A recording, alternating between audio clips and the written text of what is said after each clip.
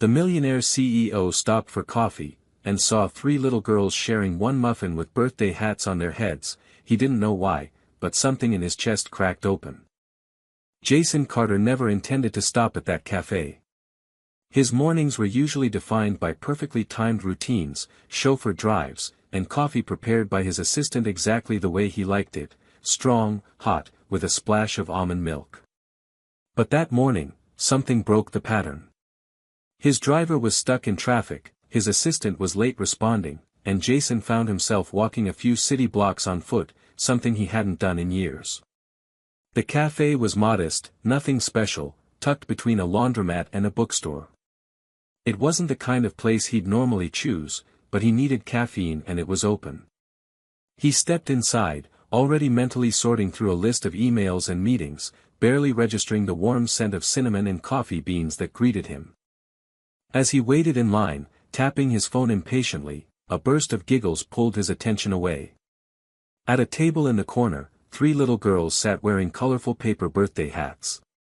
They were identical, clearly triplets, with dark brown hair tied back into matching ponytails and bright blue eyes that seemed to light up even the quiet corners of the cafe. On their tables sat a single blueberry muffin, cut neatly into 3 equal parts. A half-empty bottle of water stood beside it, and one of the girls carefully placed a plastic straw into a cup with great ceremony. Jason blinked. There was something oddly magnetic about them, something that pulled his attention even when his mind tried to refocus. Then he heard the waitress's voice, gentle but apologetic. "I'm sorry, girls, but unless you have a few more dollars, I can't bring out the cake. Maybe next time, okay?" The girls smiled up at her, not arguing, not upset. One of them leaned forward and said, almost cheerfully, "That's okay.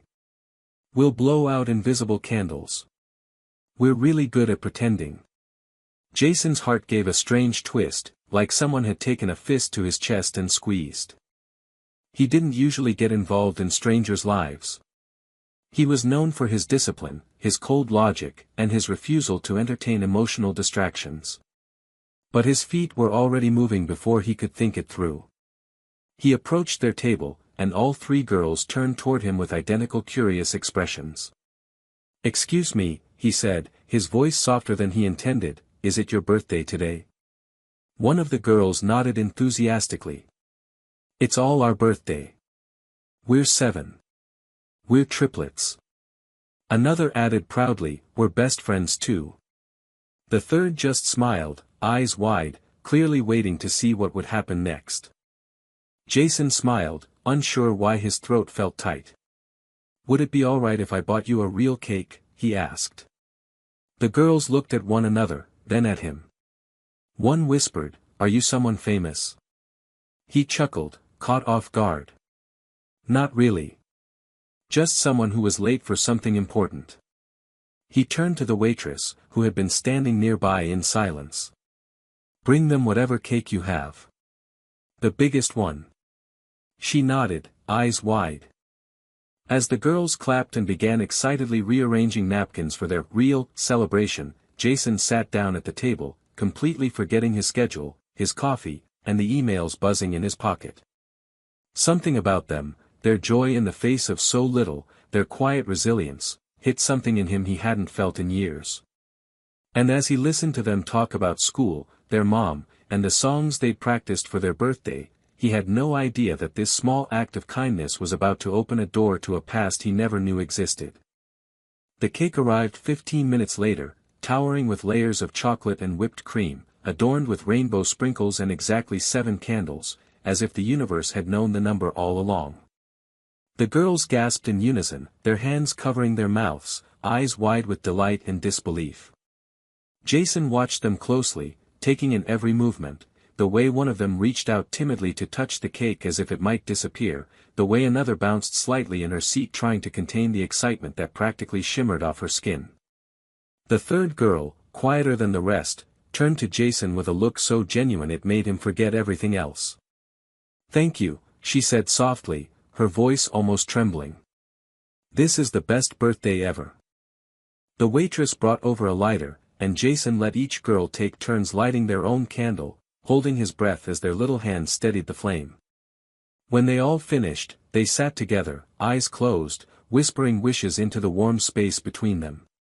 Then, in a chorus, they blew out the candles together, their laughter erupting seconds later, like music that filled every quiet shadow of the cafe. People at nearby tables smiled, some clapped, and the moment, small and unexpected, became something unforgettable.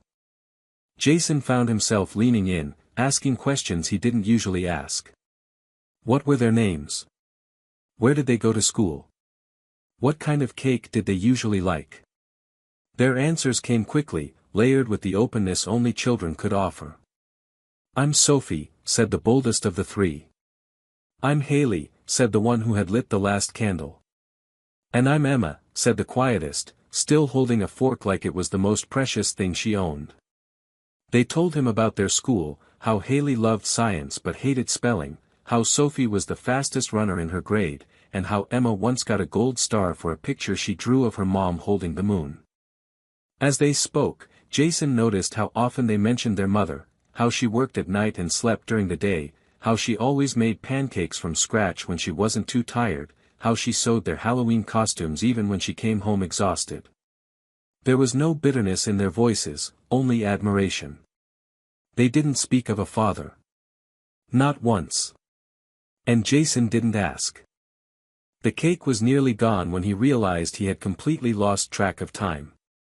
His phone, which he had silenced earlier, buzzed repeatedly in his pocket with calls and messages. But he didn't reach for it. Instead, he asked, "Would you like a ride home?"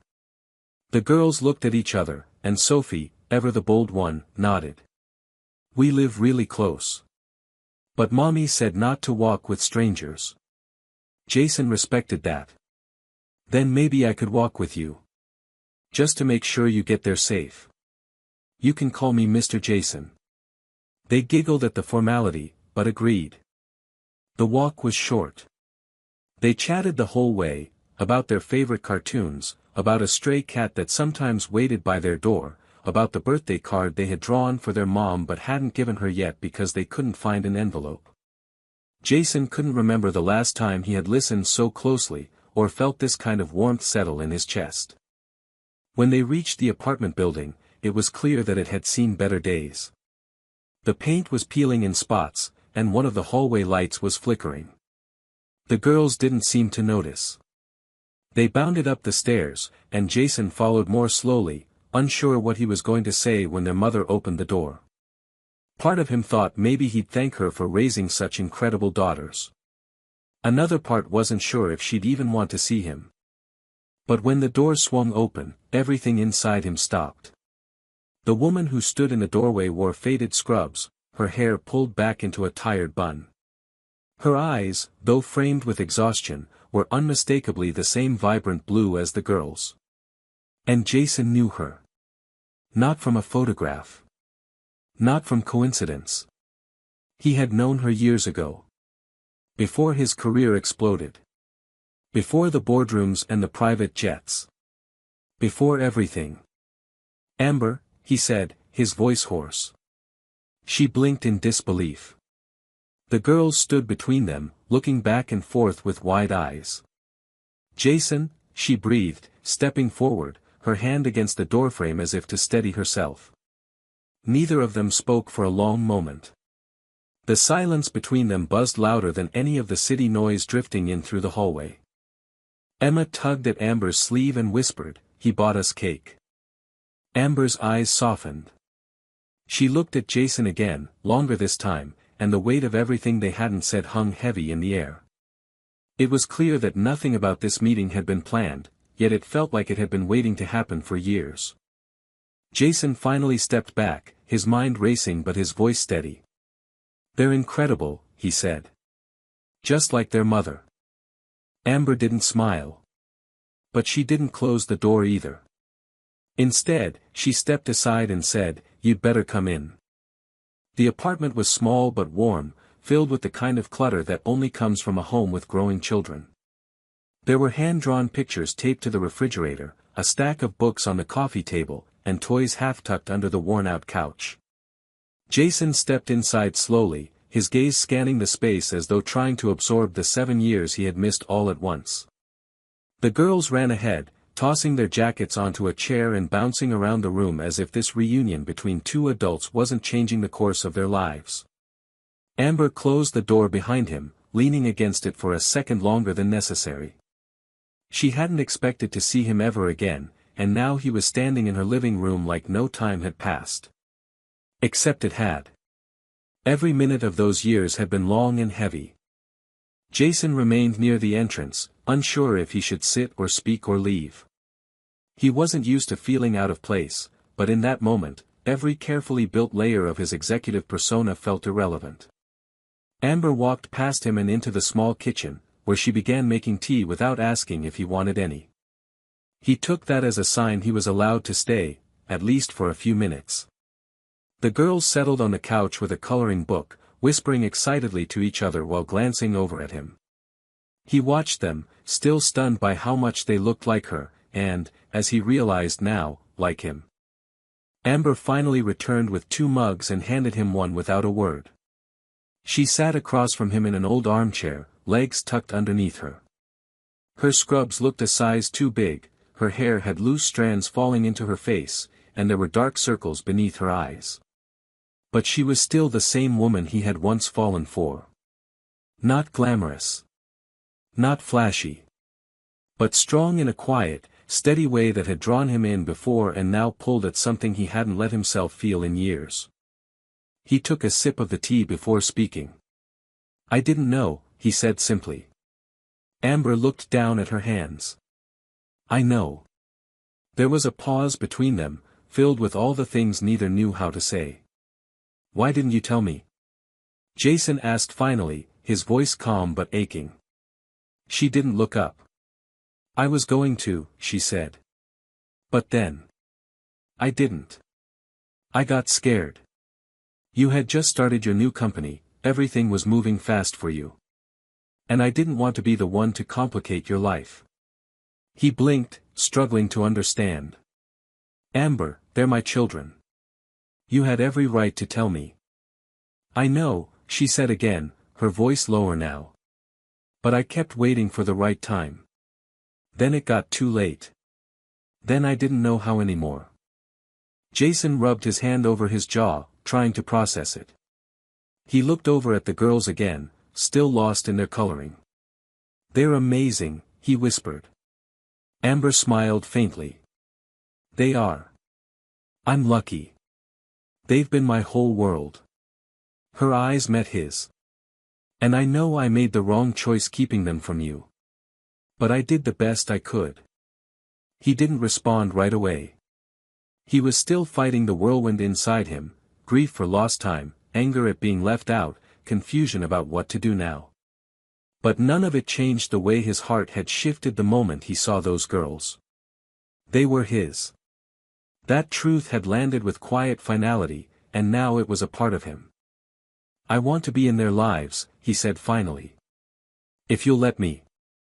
Amber didn't answer right away. Instead, she watched him for a long moment. "That's not a decision I can make alone," she said. "You'll have to earn their trust. They've never had a father figure. I've worked hard to protect their hearts." Jason nodded. "Then I'll earn it. However long it takes." She looked down at her tea, then back at him. "You've got a long road ahead, Jason. This isn't a weekend visit situation. They'll have questions. And you'll have to be patient." He met her eyes. "I will be. I promise." The girls looked up just then, as if they knew their names were being spoken in silence. "Can he come again tomorrow?" Sophie asked. Jason and Amber both turned to her. Amber hesitated, then nodded slowly. "If he wants to." Jason smiled, his voice firm. "I do." And just like that, something fragile but real began to form in the room between them, not forgiveness, not yet. But the beginning of something honest, and maybe even something whole. Jason returned the next day, just as he had promised, holding a small paper bag with fresh muffins and a quiet determination that felt heavier than anything he had carried in years. He arrived early, unsure if Amber would even answer the door again, but when it opened and Emma peeked out with a cautious smile, he knew something had shifted. She let him in without calling her sisters, and for a moment, it was just the two of them standing in the small hallway. She looked up at him, her eyes wide with the kind of curiosity only children can hold on to, and asked if he remembered which of the 3 muffins was blueberry, because that one was hers. Jason smiled and told her he hadn't forgotten. The morning passed in quiet, uncertain patterns. The girls took turns showing him their drawings, then dragged him into a lopsided tea party with stuffed animals and plastic cups.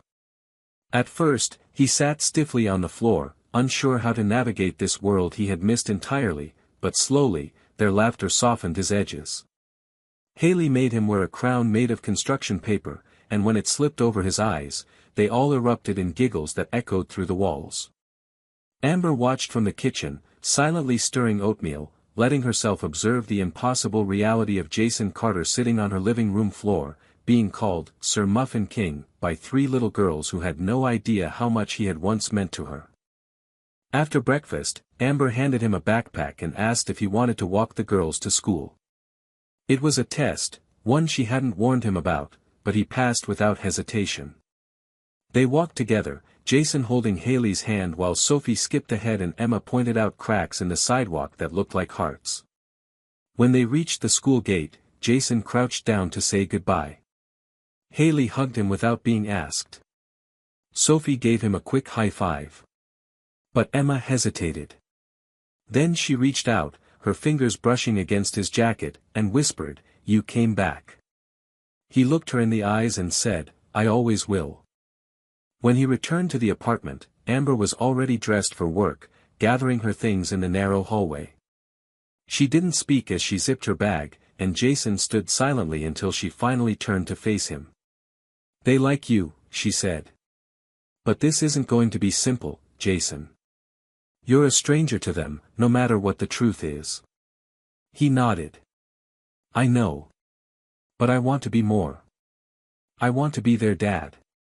Amber leaned against the doorframe, tiredness pulling at her features. "You can't just step in and fix everything. They don't need fixing. They need stability.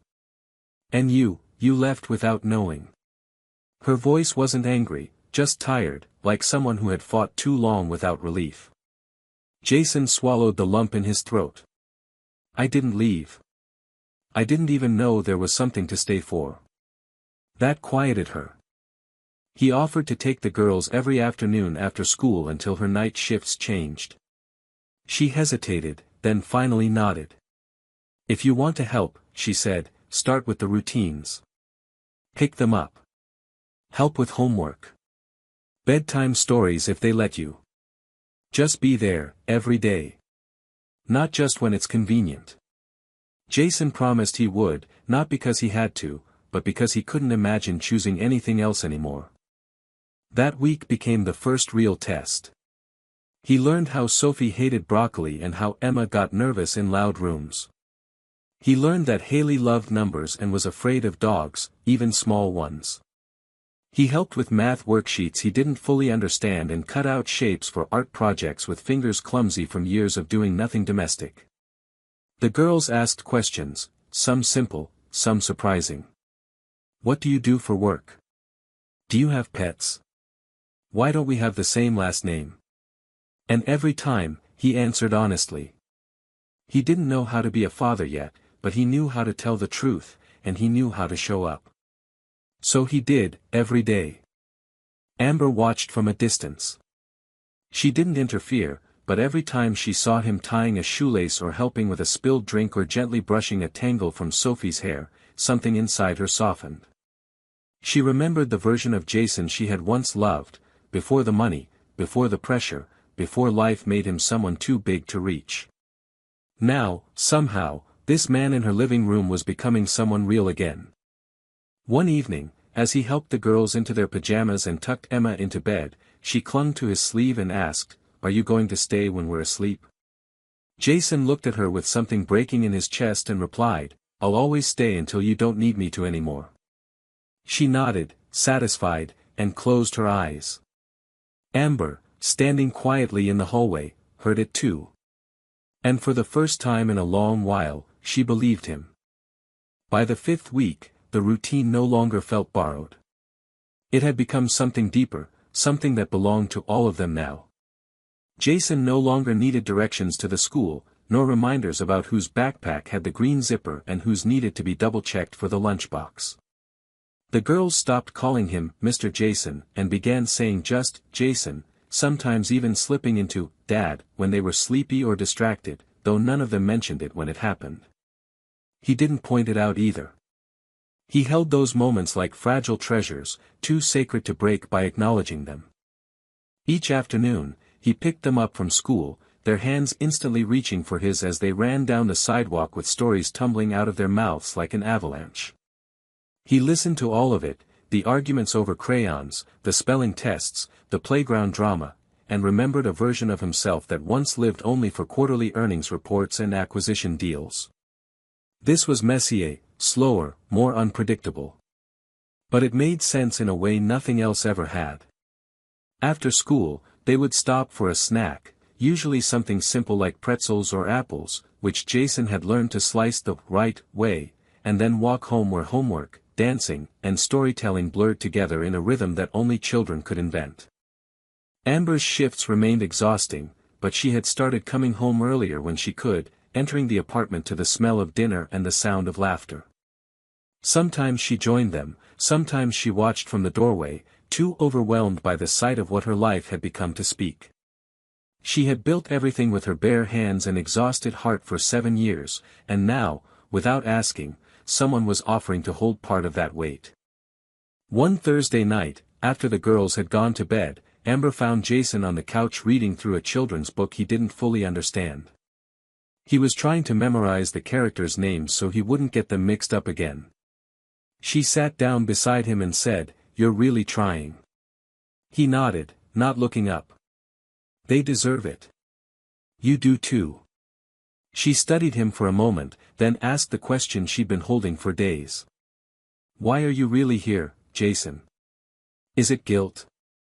Is it obligation?" He closed the book, finally looking at her. "It started with shock. Then guilt.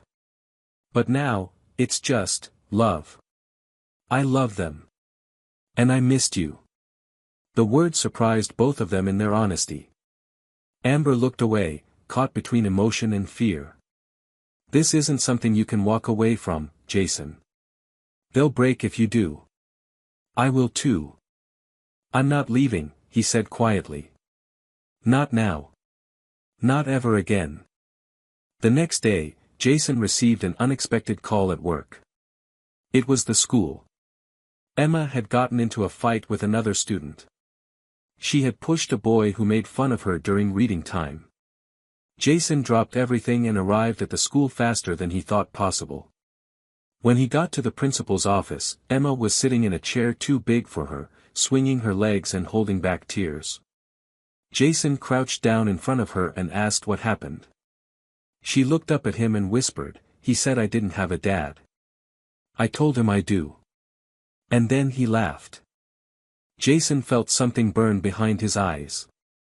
He took her hand and looked at the principal, who had already softened. She stood up for herself. "We'll talk at home, but, thank you for calling me." On the way home, Jason didn't scold her. He told her how proud he was that she spoke up. He explained why pushing wasn't the right way, but also that being brave sometimes means telling the truth even when no one believes you. That night, Amber watched them from the kitchen, Emma curled against Jason's side, holding a blanket and listening to him read the story she had picked out herself. It wasn't lost on her how fast things had changed. Or how natural it all looked. When Emma fell asleep, Jason gently lifted her and carried her to her room. Amber followed him down the hall, pausing as he tucked the blanket beneath her chin and kissed her forehead. When they stepped out of the room, Amber didn't speak. She simply took Jason's hand and led him back to the living room. They sat together in silence, no longer needing explanations. The unspoken was enough. What had started as a chance encounter with 3 little girls and a birthday muffin had slowly unraveled every wall she had built. And despite everything, she wasn't scared of the unraveling anymore. She was starting to hope. Jason had always believed in structure. His world was built on precision, meetings scheduled down to the minute, outcomes measured in margins, every move calculated like a game of chess. But life with 3 7-year-old girls had taught him that chaos could be a kind of rhythm too, and that love didn't care much for structure. By the 6th week, he wasn't just visiting their lives. He was woven into them. The girls began drawing pictures with 4 people instead of 3, and every time he saw his likeness sketched in crayon, with 2 big ears or stick arms holding a coffee cup, something inside him softened. His name was no longer an afterthought. It was at the center of their stories now. He had started keeping a drawer in Amber's kitchen filled with snacks he learned the girls liked, organized not by brand but by preference. He knew Haley hated pretzels unless they were shaped like animals, that Emma loved apples but only if he peeled them, and that Sophie insisted every sandwich be cut diagonally, not straight down the middle. He didn't forget. He never missed a detail. And the girls noticed. Trust was no longer something he was reaching for, it was slowly being handed to him, piece by fragile piece. Amber, too, had shifted. She no longer kept her guard raised like armor.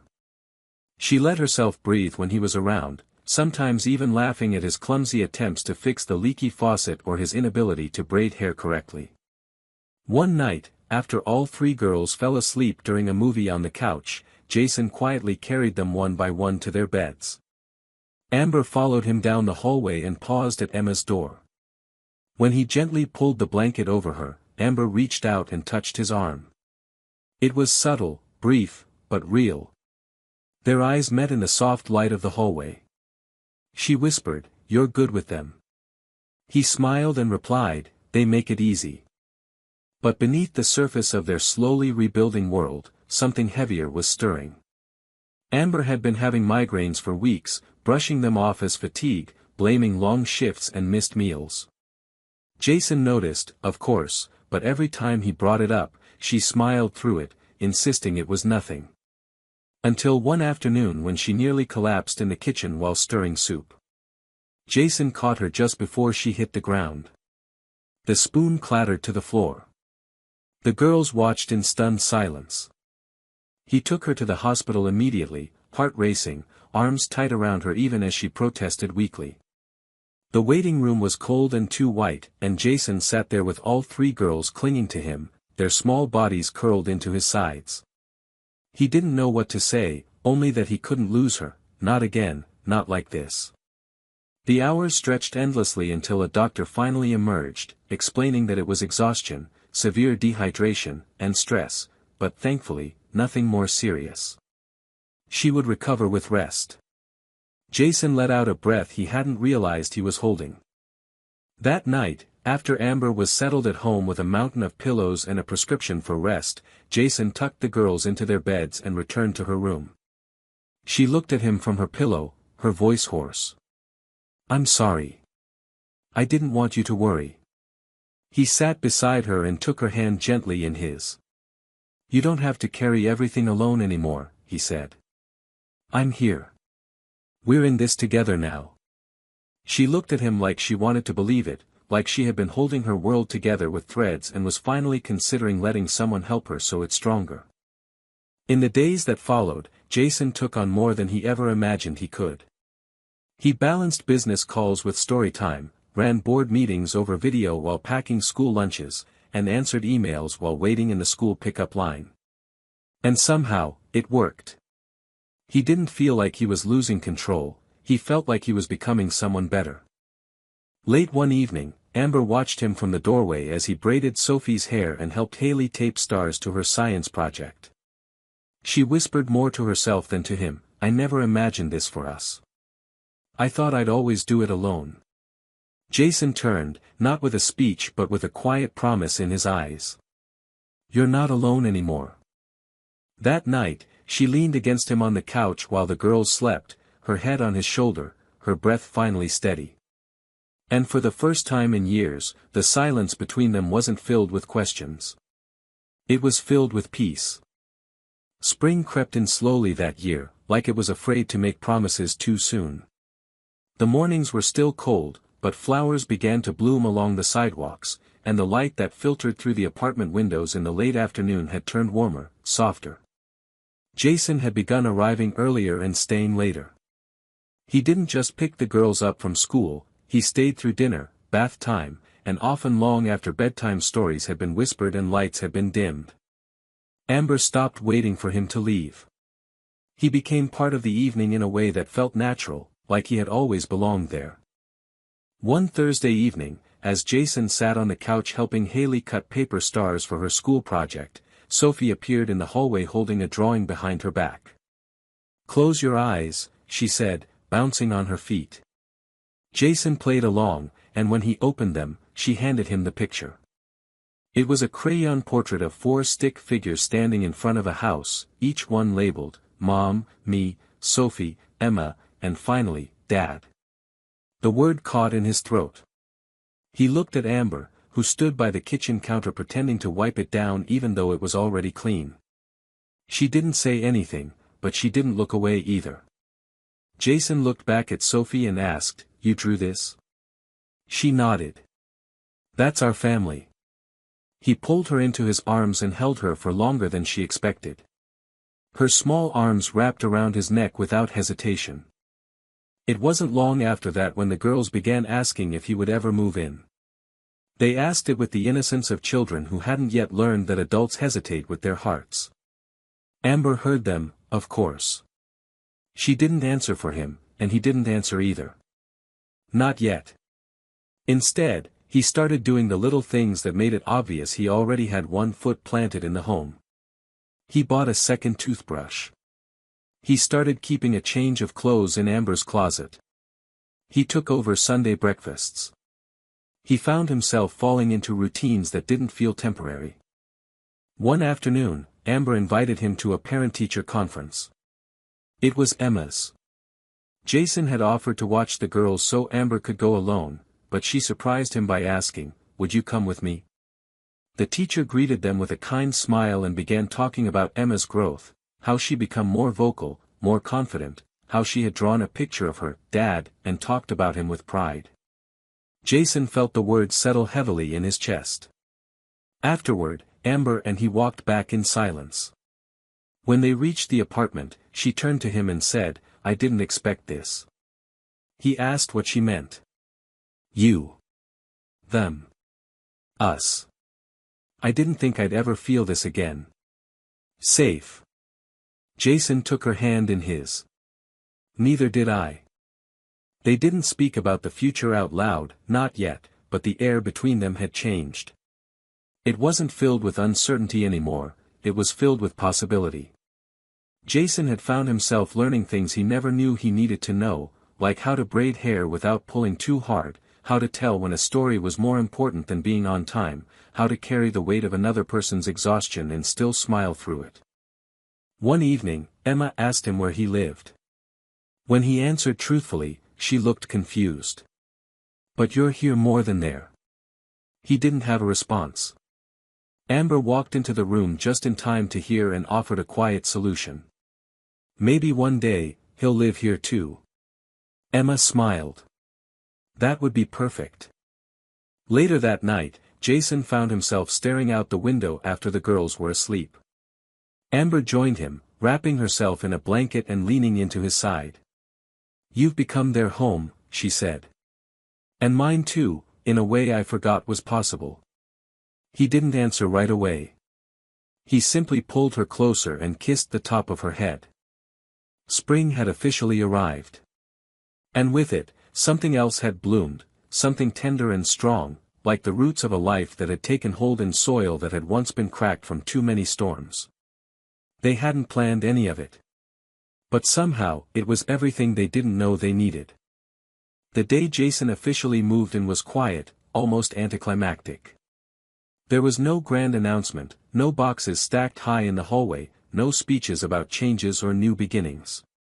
Instead, it happened on a Saturday morning when the girls woke up to find his coffee mug sitting next to Amber's on the kitchen counter and his shoes neatly placed by the door next to theirs.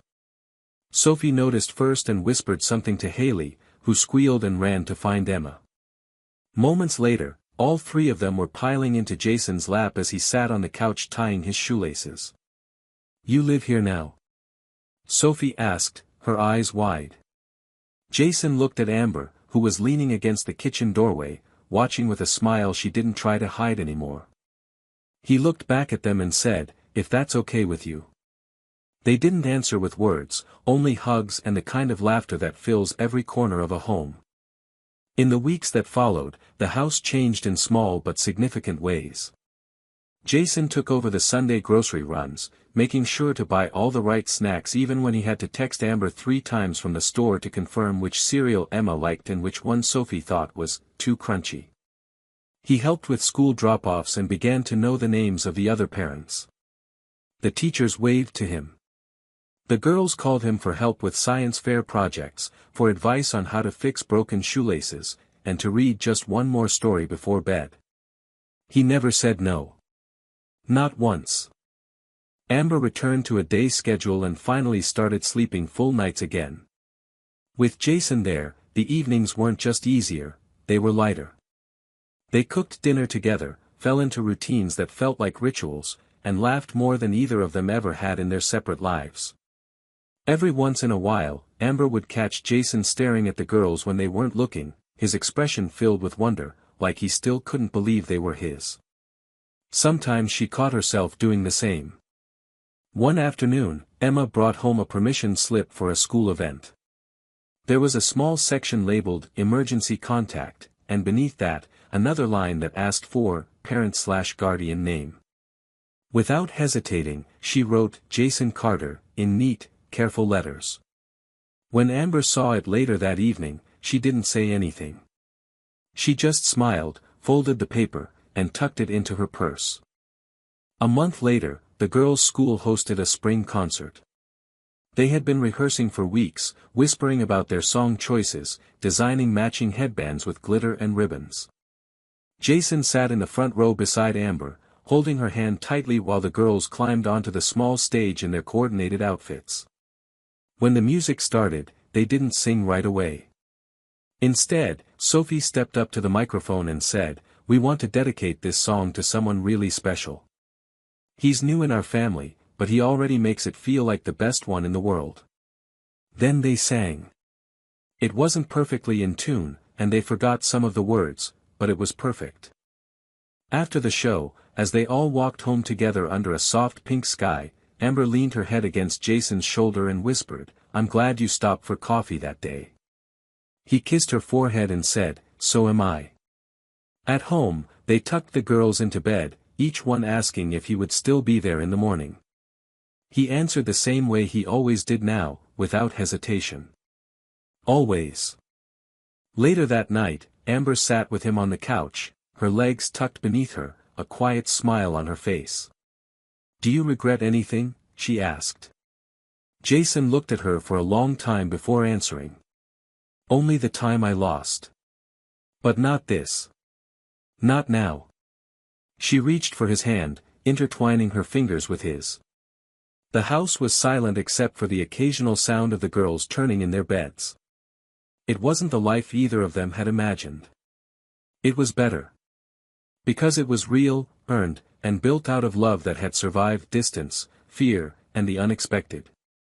In the soft hum of their shared silence, surrounded by the warmth of a family they never planned for, they understood something neither had dared hope for: this wasn't a second chance.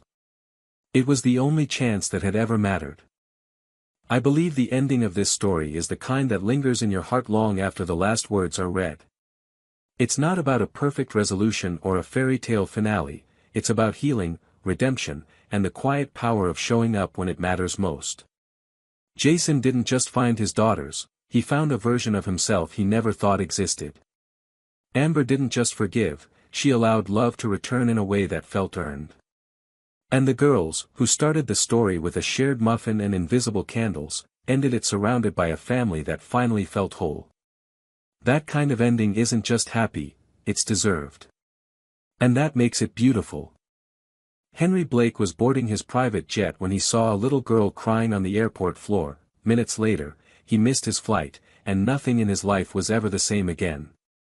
Henry Blake sat in the airport's VIP lounge with his legs crossed, his laptop open, and a noise-canceling earpiece tucked into his left ear. His pale gray suit was flawless, his blonde hair neatly combed back, and his sharp blue eyes focused entirely on the numbers flickering across the screen. He was a man who didn't waste time, not on small talk, not on travel delays, and certainly not on strangers.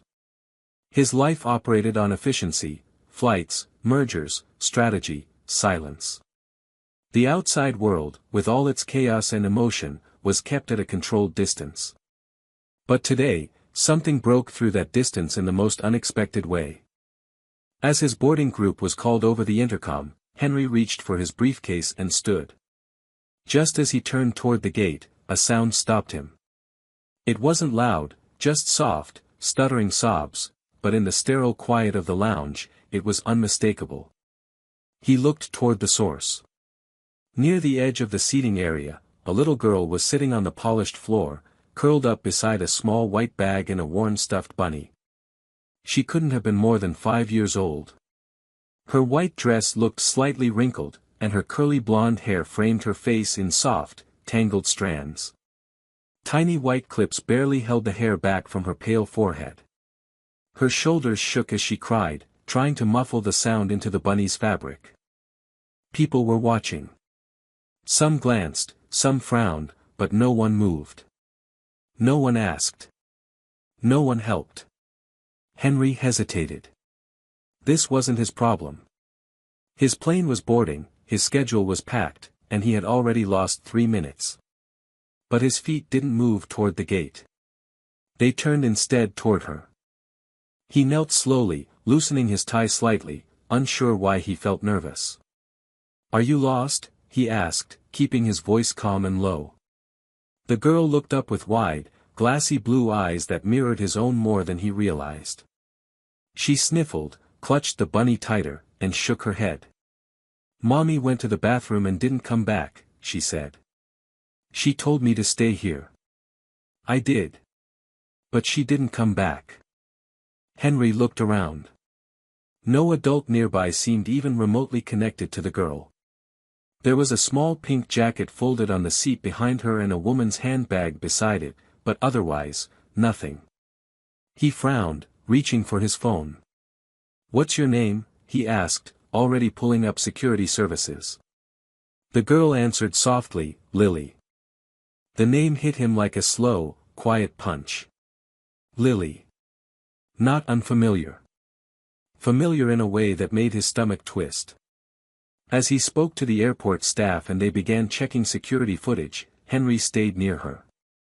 He offered her water, which she refused. He asked if she wanted to sit on a chair.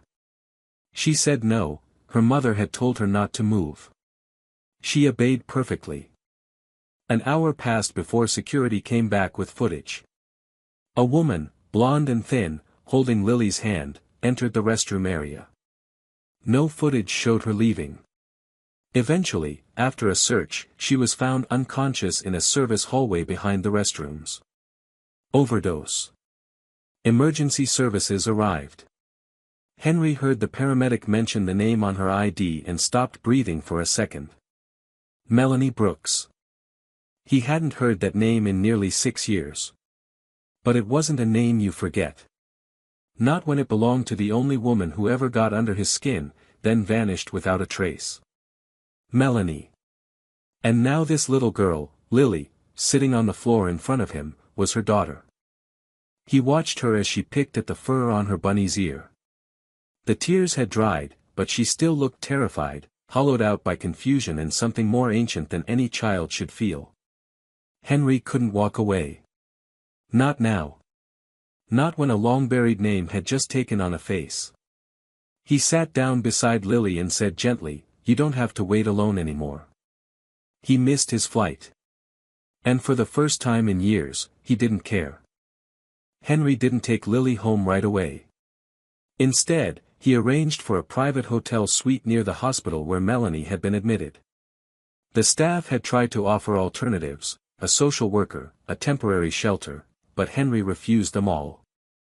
There was no hesitation in his voice when he said he would be responsible for the child. The moment he heard Melanie's name, a part of him that had been buried deep under years of control and emotional detachment snapped awake, and he knew, without evidence or explanation, that Lily was his daughter. He couldn't prove it yet, but his instincts had never spoken so loudly. Lily clung to her stuffed bunny as they rode silently in the back of his black car. She didn't speak, didn't cry, just stared out the window with wide, unblinking eyes. Occasionally, she would glance at Henry, but she didn't ask questions. She had the look of someone who had learned to stay quiet and invisible. Henry, watching her through the mirror, felt something tight settle in his chest. It wasn't pity. It was recognition. When they reached the hotel, he gently led her inside. The staff recognized him immediately. Mr. Blake was a known figure in the business world, and offered their best suite. He asked for a quiet floor, room service on standby, and absolute privacy. Once inside the suite, he showed Lily the bedroom, the television, the balcony she wasn't allowed to go out on without him. She nodded to everything, not really reacting, as though her body was present but her mind was floating elsewhere. He ordered her a warm dinner, something simple, a grilled cheese sandwich and soup. She sat at the edge of the couch and ate with small, careful bites, still holding the bunny with one arm. Henry sat across from her with a plate of untouched food. He watched her more than he spoke. Finally, he broke the silence. "Do you remember your mom talking about someone named Henry?" he asked. Lily looked up, a piece of bread paused in her hand. She thought for a second, then nodded slowly. She said he was someone from before. Someone she missed, even when she didn't say it. Henry felt the air go still. Melanie hadn't just disappeared. She had carried a part of him with her. And now that part was sitting across from him, quiet and unsure, needing someone who didn't vanish. He tucked her into bed that night, awkwardly at first. He wasn't used to brushing small teeth or finding the right storybook voice. She chose a picture book from the hotel's children's selection, and he read it stiffly, until she interrupted him halfway through and whispered, "You don't have to be good at it. Just don't stop reading." He didn't. After she fell asleep, clutching her bunny and breathing in soft patterns, Henry stepped into the other room and made the call. A private medical lab he had used before, discreet and fast. He requested a DNA test. He gave his own sample immediately, and arranged to have Lily's collected in the morning, gently, without frightening her. He knew he could wait for answers, but in his gut, he already had them. He stood by the window of the suite for a long time, watching the dark city move beyond the glass. His phone buzzed with messages from his assistant, his board, his lawyers. He ignored them all. Nothing in his perfectly structured empire felt as important as the tiny girl asleep behind the door. The pieces didn't make sense yet, but the weight of it had already settled in his bones. Whether the test confirmed it or not, Henry knew one thing with absolute certainty: he wasn't leaving her. Not now. Not ever. The DNA results arrived in less than 48 hours. Henry hadn't told Lily about the test, not because he wanted to hide the truth, but because he knew that labeling what they already felt wouldn't change how he was treating her. Still, when the envelope arrived by private courier, his heart beat harder than he expected. He opened it alone, standing at the desk in the hotel suite study area while Lily watched a cartoon quietly in the next room, her bunny still never far from reach. The result was printed in clear, clinical language: 99.9% probability of paternity. Henry sat down slowly, the page trembling slightly in his hands. He was her biological father. It was now a fact, not just a feeling. The weight of that knowledge didn't bring relief as much as it brought clarity. He hadn't just stumbled into someone else's crisis. He had found his child, and she had been alone in the world for far too long. He thought about all the years he'd spent chasing perfection, his reputation, his empire, his image, while his daughter had been growing up without him, with no idea who he was or why he had never come. The guilt didn't hit him all at once, but it seeped into every thought, quiet and steady, reshaping everything. That afternoon, he picked her up from where she sat drawing on hotel stationery and asked if she wanted to go for a walk. She nodded. They walked through a nearby park in silence for a while, Lily holding his hand but still keeping her gaze down, the way children do when they don't yet trust that the world will remain kind. Eventually, she stopped and pointed at a small bench by a fountain. They sat together, and after a long pause, she asked, "Is Mommy going to die?" Her voice wasn't dramatic or frightened, it was calm, resigned, too heavy for someone her age. Henry didn't lie. "I don't know," he said honestly. "But the doctors are doing everything they can to help her." She nodded. "She told me once that if something ever happened to her, I should find someone named Henry. But I didn't know how. I just waited." She looked up at him for the first time with something like hope, not trust yet, but the start of it. "Are you him?" "Yes," he said, his voice catching. "I am." She leaned against him without another word, her small shoulder resting against his chest like she was testing to see if he was real. He didn't move, didn't speak. He simply stayed there, letting her decide how much closeness she could take. It wasn't affection that struck him then, it was awe. Somehow, she had found her way to him without even knowing it. Later that evening, back at the hotel, he contacted his legal team. He needed to begin the process of formal guardianship immediately. With Melanie unconscious and unable to provide consent, it would take paperwork, hearings, background checks, and court approval. He didn't care how long it would take. He would do it right.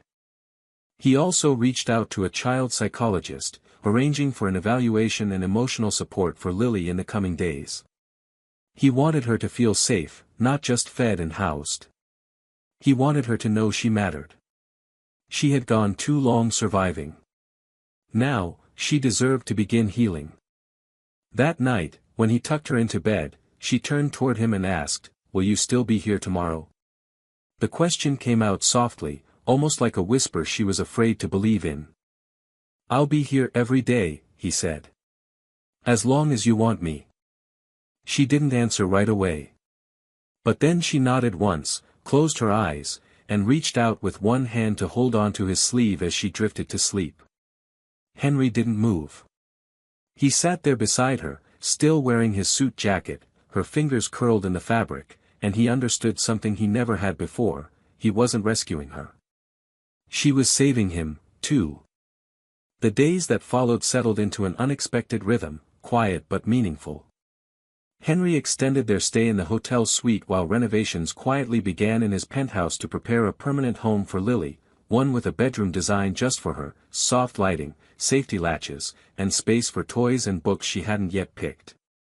But until that space was ready, he did his best to make the hotel feel like more than just a temporary shelter. Lily adapted quickly to the quiet luxury of their surroundings, not in the way of a child dazzled by wealth, but with the quiet gratitude of someone who had been cold before and now felt warmth. She asked few questions, never demanded anything, and often looked to Henry for silent permission before doing even the simplest things, like reaching for a juice box or turning on the television. It broke something in him every time she hesitated like that, as though kindness was still something she hadn't learned to trust. He made it his mission not just to care for her needs but to offer presence, the kind that didn't expect anything in return. He read to her every night, even when he had meetings that ran long or calls that waited unanswered. He began waking up early, not to review financial reports, but to learn how to braid hair by watching online tutorials so that when she asked, he could get it almost right. The first time she smiled wide enough to show her front tooth missing, he realized it was the first full smile he had seen from her. Their conversations grew longer and more personal. She told him about her bunny, which she had named Sky, because it was the same color as the sky she used to see through her bedroom window when she was scared at night. She shared that her favorite food was pancakes, but only if they were soft in the middle, and that she was scared of hospitals, not because of needles, but because she had once waited in one for hours without knowing if her mother would ever come back. Henry listened to everything. He didn't always know what to say, but he never dismissed a single word. The more she opened up, the more fiercely protective he became, not just because she was his daughter, but because she was finally learning what it felt like to be heard. Meanwhile, Melanie remained unconscious in the hospital. Henry visited her daily, even if only for a few minutes. He sat at her bedside, told her about Lily's day, and updated her on the legal progress. He wasn't sure if she could hear him, but he spoke anyway, not out of obligation but because part of him needed her to know that he was finally doing what he should have done long ago. He had no bitterness toward her anymore. Only sorrow, for the years they had lost, for the weight she must have carried alone, for the fear that had made her disappear. One afternoon, after a hospital visit, Henry brought Lily to a small bookstore. It was raining lightly outside, and she held his hand tighter as they crossed the wet pavement. Inside, the air smelled like paper and warmth. Lily wandered carefully through the children's section, her fingers brushing across covers like they were made of something fragile. She finally picked out a book about a fox who found its way home after being lost in the woods. That night, she asked Henry to read it twice. When he finished the second time, she whispered, "Do you think the fox knew where he was going?" He paused, then answered, "I think the fox didn't know, but he followed something inside him. And it led him to exactly where he was meant to be." She nodded as if that made perfect sense, then curled up under her blanket and drifted to sleep. The next morning, Henry received confirmation from his legal team. The petition for emergency guardianship had been approved. It was temporary, but it was official. He was now, in the eyes of the law, Lily's legal guardian. He folded the document slowly, not because he doubted the outcome, but because holding it felt like holding a second chance with his own hands. When he told Lily the news, she didn't cheer or jump up and down. She simply smiled softly and said, "So now I get to stay." Henry knelt in front of her and looked into her eyes. "You never have to leave again," he said. And for the first time, she reached out without hesitation and hugged him, arms tight around his neck, as if she had been waiting her whole life for someone to say those words and truly mean them. The penthouse was ready within 2 weeks, transformed from a minimalist, sterile bachelor space into a place that could now be called a home. Gone were the chrome edges, the cold light, and the sharp silence. In their place were warm rugs, softer furniture, a kitchen that smelled like actual meals, and a bedroom down the hall that Lily chose every detail of, from the color of the walls to the shape of the nightlight. Henry had never cared about interior design beyond aesthetics, but now he found himself researching safe drawer locks, non-toxic paints, and the best bedtime books for 5-year-olds. His calendar, once filled with investment briefings and mergers, now included field trip dates, parent forms, and a daily reminder labeled, "Pick up Lily." Their first day in the new home was quiet but full of meaning.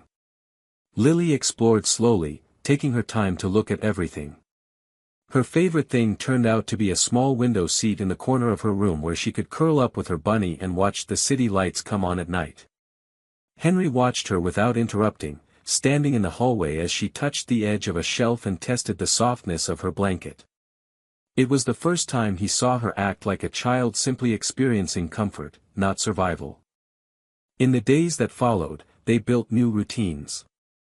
Pancake Sundays became sacred, even when the pancakes came out uneven or burned. Henry learned to laugh when Lily smeared whipped cream on his nose. On weekday mornings, she insisted on brushing her own hair, then asked him to fix it after, which usually meant starting over but pretending she had done most of the work. Evenings were spent with coloring books, simple puzzles, or reading together.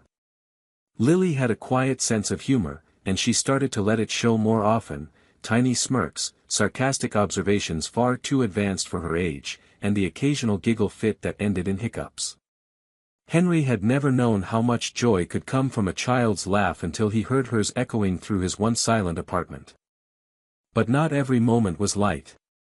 One evening, as Henry was finishing dishes, he found Lily crouched behind the couch, shaking. When he reached her, she wouldn't speak, just held her bunny tight to her chest. Eventually, through choked whispers, she said she had spilled juice on her rug and thought she would be punished. Henry sat on the floor beside her, not touching her yet, and asked gently who had punished her for accidents before. She didn't answer, but the way she flinched told him everything he needed to know. He told her firmly, but softly, that in this home, mistakes were allowed, and no one would ever be hurt for being human. She stared at him as if trying to measure whether she could believe him. He didn't ask her to. He simply cleaned the rug, handed her a fresh glass of juice, and kept the evening quiet. By bedtime, she had come to him and asked if he would sit beside her until she fell asleep. As weeks passed, Henry continued to visit Melanie in the hospital, though she remained unconscious. He brought her updates, pictures Lily had drawn, stories from their daily life, even silly anecdotes about burnt breakfasts. He talked to her like she could hear, like she might open her eyes any minute and see what had grown in her absence. He didn't know what would happen when she woke up, or how she would feel about the new family forming in her shadow. But he knew one thing with clarity: he wanted to be there when she did. And he wanted to be the man who could look her in the eye and say, "I stayed." One evening, Henry received a call from his attorney confirming the court had scheduled a formal custody review. Though the temporary guardianship had gone smoothly, the presence of a living, though incapacitated, mother meant the court would need to assess everything before finalizing full custody. Henry wasn't surprised, but the weight of the process pressed on him. It would mean background investigations, psychological evaluations, more interviews with Lily, and most likely, a social worker's observation of their life together. It would mean proving he was good enough, not as a CEO, but as a father. That night, when he sat beside Lily in her room as she fell asleep, he didn't read a book. Instead, he told her a story of a fox who got lost in the woods and kept walking because he believed someone was waiting for him at the end. Lily, sleepy but listening, asked, "Did someone wait?" Henry paused, then replied, "Yes. Someone had been waiting all along." She didn't ask who. She just smiled, closed her eyes, and whispered, "I think I'm the fox." He reached out and brushed a strand of hair from her forehead, and said, "Then I guess I was the one waiting." And in that small, quiet room filled with soft light and the hum of the city below, it became more than just a temporary arrangement. It became something sacred, something worth protecting, no matter what came next. The morning of the court's family evaluation began like any other. Lily was up early, sitting at the breakfast bar in her pajamas, swinging her feet and coloring quietly while Henry made pancakes. She asked if she could help stir the batter, and he let her, even though she spilled flour across the counter. There was laughter, light conversation, and a rhythm between them that had taken weeks to build. But beneath the easy routine, Henry felt the pressure pressing behind his eyes. That afternoon, a court-appointed social worker would visit their home to assess the environment, observe their dynamic, and determine whether Henry's guardianship was healthy and in Lily's best interest. It wasn't about money or status, it was about trust, safety, and the invisible things that filled the space between a child and an adult who claimed to care. He had prepared meticulously.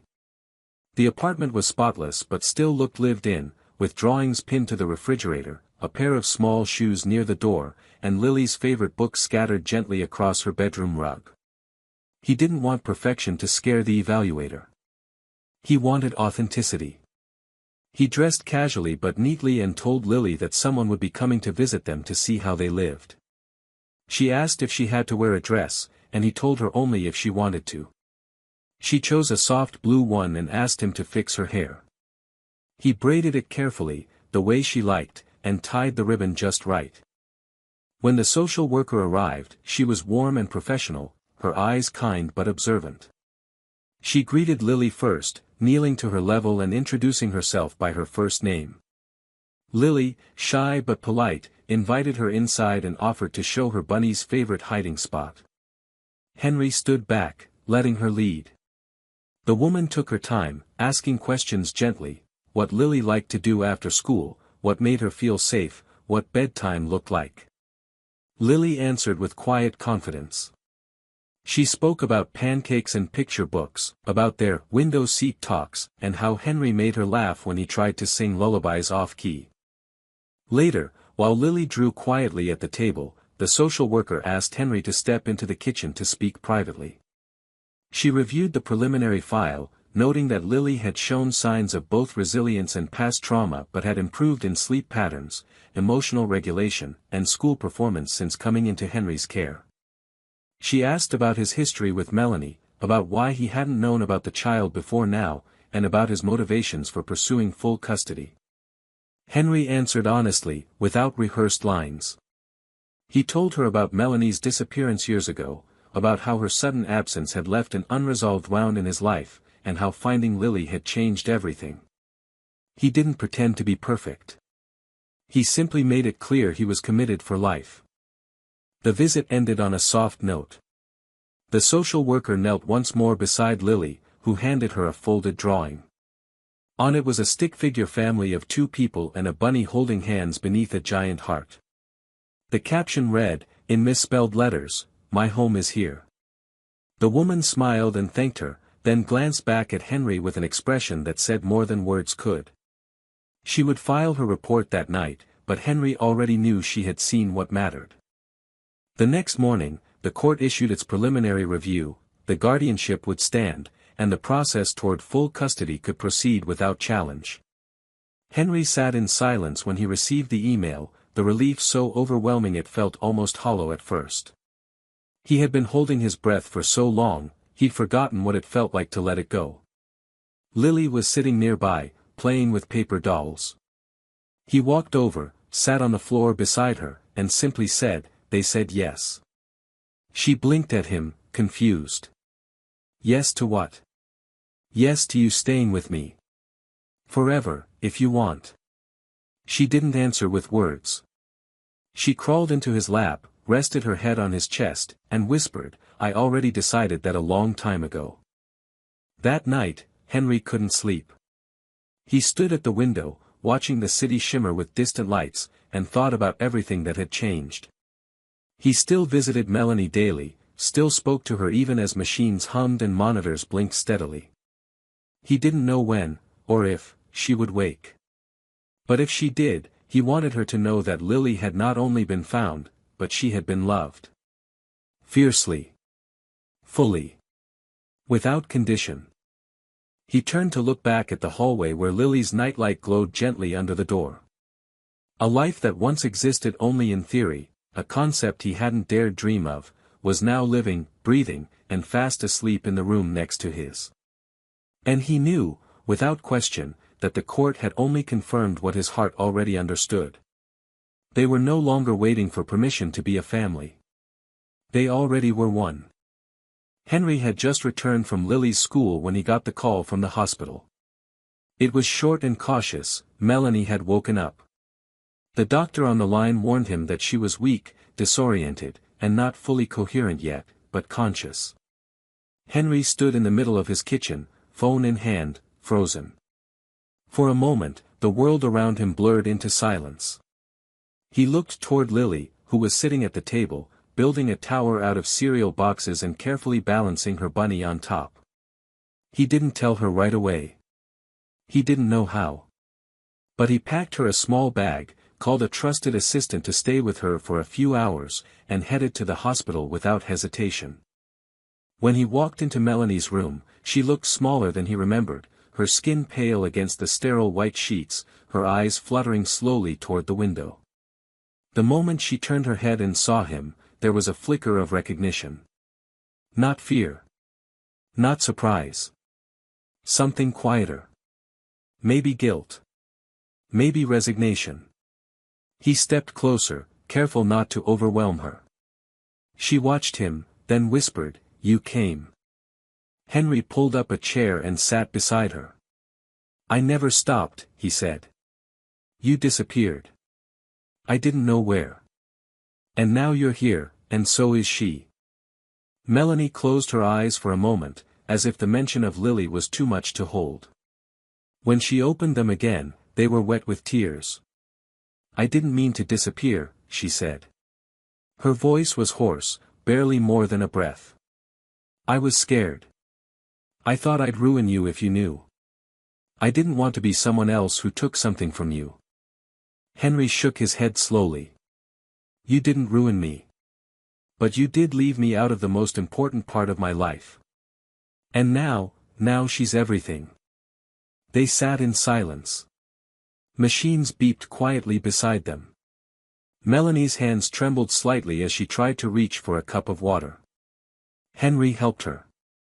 She sipped, then said, "Is she okay? Is she happy?"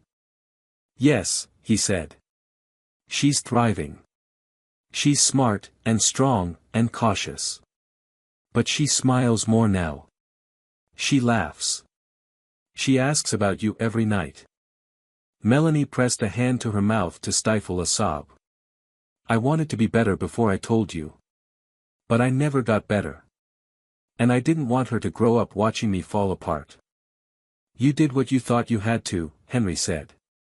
"But you don't have to do it alone anymore." Later that evening, he returned home to Lily, who ran into his arms the moment he walked through the door. She asked if he had gone to a meeting, and he hesitated before saying, "I saw someone very important." "Your mom." Her eyes widened, unsure whether to feel joy or fear. "She woke up," she whispered. He nodded. "She asked about you. She misses you." Lily clutched his hand tightly. "Can I see her?" Henry nodded again. "Soon. When she's a little stronger." In the days that followed, they spoke more often. Melanie's strength returned slowly. Henry visited her daily, updating her on Lily's routines, her favorite books, the way she hated broccoli and loved staying up too late. He brought her drawings, voice messages, even photos. Melanie wept the first time she heard Lily's voice say, "Hi, Mommy. I hope you're okay." "I'm okay. Daddy takes care of me." It was the first time either of them had heard her call Henry that aloud, Daddy. Eventually, Henry asked Melanie what she wanted for Lily's future. Her answer came without hesitation. "I want her to have peace. And I think you give her that. I'll never ask you to give her back. I just want to be whatever part of her life she'll let me be." Henry felt something shift in that moment. Not closure, not quite forgiveness, but a kind of understanding. They had both come through pain and shame and uncertainty, and now they stood, different, changed, but still willing to do what mattered most, love the same child in the best ways they could. That weekend, Henry and Lily sat in their apartment and put together a scrapbook. She carefully glued photos of them baking cookies, her first day at school, her stuffed bunny beside the window seat. Then she took a blank page and said, "This one's for Mommy." And Henry smiled, knowing they were making space, not just for the life they'd built, but for the ones they were still finding room to welcome in. On a warm Saturday afternoon, nearly 6 months after that day in the airport, Henry stood in the living room with his sleeves rolled up and a nervous energy pulsing just beneath his usually calm surface. Sunlight streamed through the tall windows, lighting up the hardwood floors and casting gentle shadows across Lily's colorful artwork hanging in mismatched frames. Everything about the space was different now, no longer the home of a man who lived alone but the home of a family. The scent of fresh lilies and something sweet baking in the oven lingered in the air. In the other room, Lily was carefully arranging her stuffed animals in a row on the couch, all of them facing the hallway as though preparing for a ceremony. She was wearing a white dress with soft blue flowers and had insisted on tying her own shoes, crookedly, but proudly. Today was the day the adoption would be finalized. The papers had been signed, the court had approved everything, and all that remained was a simple in-person visit from a court officer to verify that Henry still intended to go through with the formal process. It was mostly symbolic, a last check before the document would be sealed and official. But for Henry, it felt like something much more. It felt like the final brick in a foundation he had spent months, years, really, building without knowing it. When the knock came at the door, Lily rushed to open it, her bunny tucked under one arm. The officer smiled warmly, greeted them both, and stepped inside with a clipboard and a light tone. The visit was short and pleasant, full of kind questions and even kinder remarks about how at ease Lily seemed in the home. After she left, Henry and Lily stood quietly in the center of the room. It was done. She was his. Not temporarily. Not conditionally. Officially. Legally. Forever. Lily looked up at him with her wide, thoughtful eyes. "So now I'm yours?" she asked, even though she already knew the answer. Henry crouched down and placed both hands on her small shoulders. "You've always been mine," he said. "Now it's just on paper too." She hugged him tightly, and for a long moment, neither of them said anything. The silence didn't feel empty. It felt full, like a space that had finally been filled with something real. That evening, they invited Melanie over for dinner for the first time since she'd regained her strength. She had moved to a new apartment nearby and was in outpatient treatment, working through years of pain with steady progress. She arrived with a small bouquet of sunflowers and a cautious smile, unsure how the night would go but hopeful. Lily greeted her with a drawing, herself in the middle, holding both Melanie's and Henry's hands, and led her to the table with the quiet confidence of someone who understood that love didn't have to be split. It could be shared. Dinner was simple: pasta, salad, and cupcakes that Lily had decorated with far too many sprinkles. They laughed, told stories, and looked at old pictures Melanie had brought of herself and Lily from years before. At one point, Melanie leaned across the table and said, "Thank you, Henry. For everything. For her. For not walking away." Henry nodded, his throat tight. "Thank you for bringing her into this world. I'm just lucky I got to find her in it." Later, after Melanie left and Lily had fallen asleep curled up beside her bunny and a new bedtime storybook, Henry stood in the doorway of her room, arms crossed, eyes damp. The soft glow of the nightlight shimmered across her face, peaceful in a way that made everything else fade. The court documents were on the desk behind him, neatly stacked and notarized. But he didn't need them anymore to feel what was true. He walked to the window and looked out over the city. The lights below flickered like distant stars, busy and cold, but here in this space, this warm, lived-in home, he had found something far more lasting than success. He had found a purpose that didn't need recognition, a kind of wealth that didn't show up on spreadsheets. And as he turned off the last light and whispered goodnight to the quiet apartment, he understood fully what he had once been too afraid to admit. He wasn't just a man who had stepped into a child's life. He was a father. Not by blood alone, but by every choice, every quiet promise, every moment of staying when it would have been easier to walk away. And that made him richer than he had ever dreamed possible. What makes the ending of this story so powerful is its quietness. There's no dramatic twist, no grand public gesture, just the steady, intimate triumph of love choosing to stay.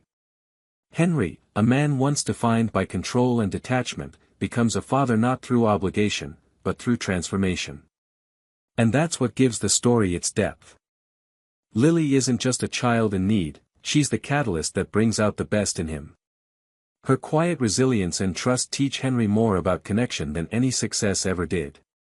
The moment the adoption is finalized isn't the climax, it's the confirmation of everything that's already grown in between the silences, the late-night stories, the broken pancakes, and the gentle choices to keep showing up.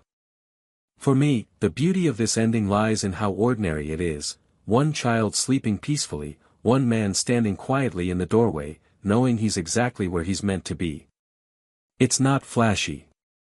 It's real. And sometimes, the most extraordinary endings are the ones built on simple, unwavering love.